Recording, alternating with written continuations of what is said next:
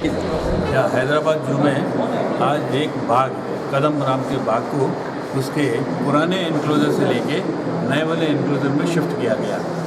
उसका उद्देश्य था कि उसको उसके कॉम्पिटेबल फीमेल टाइग्रेस से उसको मीटिंग के लिए उसको तैयार किया जाए।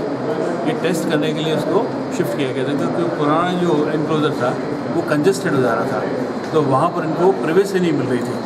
तो प्राइवेसी प्रोवाइड करने के लिए, इंटीमेट मूवमेंट प्रोवाइड करने के लिए ये प्लान किया गया कि एक टाइगर और एक टाइग्रेस को पुराने एनक्लोजर से निकाल के नए एनक्लोजर में लिया जाए।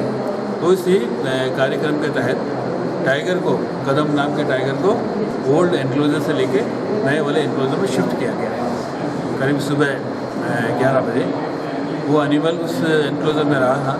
लेकिन जानवरों की भी एक प्रवृत्ति होती है कि जो उनका पुराना मकान है वही उनको पसंद आता है।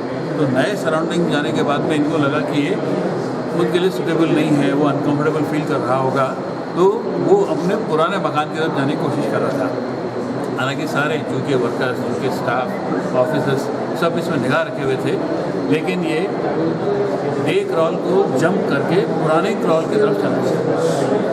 तो इमीडिएटली स्टाफ अलर्ट हो गया और एक्शन में भी आ गया और उसको तुरंत ही चेंज करके अपनी जान की परवाह की बिना, हालांकि उनके पास में डार्टिंग करने के लिए, उसको ट्रैंक्विलाइज करने के लिए गन्स थी डॉक्टर के पास में भी और एनिमल कीपर के पास में। वो गन्स के साथ में इनकी तरफ में भागे। ये पुराने वाले डे क्रॉल की दीवार के पास में जाके बैठ गया। जब ये वर्कर्स और डॉक्टर वहाँ पहुँचे तो थोड़ा सा आगे खिसक के और दूसरे वाले डे क्रॉल के पास में संकरी गली है उसमें जाके बैठ गया। लेकिन इसका मंशा किसी को डैमेज करने की नहीं थी, किसी को हार्म करने की नहीं थी। इसकी सिंपल ये था कि मुझे अपने पुराने घर में जाना चाहिए।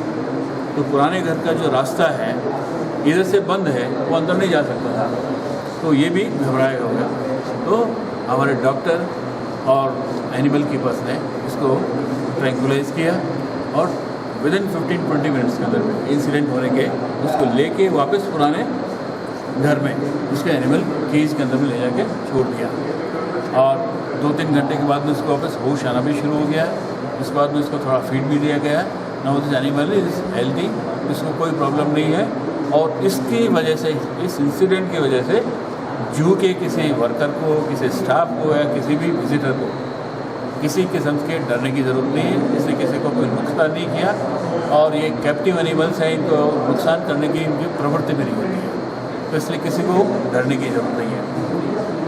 रही दूसरी बात है ये एक्सपेरिमेंट, क्योंकि उसकी 10 फीट के करीब हाइट है। ये हाइट इस बड़े साइज़ के एनिमल के लिए कम होती है, तो हम हाइट इसको बढ़ाएंगे या ऊपर से कवर कर देंगे। उसके बाद में ही वापस इस एनिमल्स को इस एक्सपेरिमेंट के लिए वापस शिफ्ट करेंगे। तब तक के लिए ये पुराने हाउस में रखेंगे। तो मेरी ये सबसे विनती है कि आप पब्लिक को ये संदेश दें, इस इंसिडेंट की वजह से किसी को घबराने की ज़रूरत नहीं है। वो जू में आना चाहे, कल संडे है, बहुत आराम से आए और किसी किस्म से डरें। सर ये जब उसको शिफ्ट करें तो जू की अथॉरिटी को मालूम था कि वो केज के ऊपर से छलांग मार के जाएंगे करके? हाँ, ये नॉर्मली से वाइल्ड एनिमल्स होते हैं तो इतनी हाइट को कर देते हैं, पर जो कैप्टिव एनिमल्स हैं इनमें न तो उतनी शिकार करने की इतनी ताकत रह जाती है, न उनकी आदत रह जाती है। तो इससे पहले कभी नहीं हुआ, हालांकि इससे पहले भी इस एनिमल को नहीं, दूसरे टाइगर को लाया गया रखा इस वाले नए एनक्लोजर में नहीं, बट इसी मॉडल के दूसरे एनक्लोजर्स में इनको रखा गया। ऐसी कभी घटना नहीं हुई कि जहाँ एनिमल जंप करके चला गया हो। इसलिए ये मान के चल रहे थे कि ये एनिमल भी इसको जंप नहीं करेगा। हालांकि ये थोड़ा सा यंग है और शायद ज़्यादा एनर्जेटिक है। क्या एज थी सर? कूद गया। एज क्या था? भाई 5 साल का। 5 साल इज़ वेरी यंग ये एनिमल्स कहाँ के से लिए। लेके आए सर? बेंगलुरु। और दूसरे एक बार आपके पास शेयर करूँगा, अपने यहाँ पे कई सारे एनिमल जो ज़्यादा हो गए हैं, लायंस भी ज़्यादा हैं, टाइगर्स भी ज़्यादा हैं, तो दूसरे जूस के साथ में जानवरों के अदला बदली का भी एक प्रोग्राम होता है। तो हम कुछ एनिमल्स हैं जो सिंगल हैं, कई दूसरे जूस में भी एनिमल सिंगल्स हैं, तो हम इन एनिमल्स को, जो एक्सेस एनिमल्स हैं यहाँ पर जो ज़्यादा हो गए हैं, उनको दूसरे जानवरों के साथ एक्सचेंज करने का एक प्रपोजल भेजा है।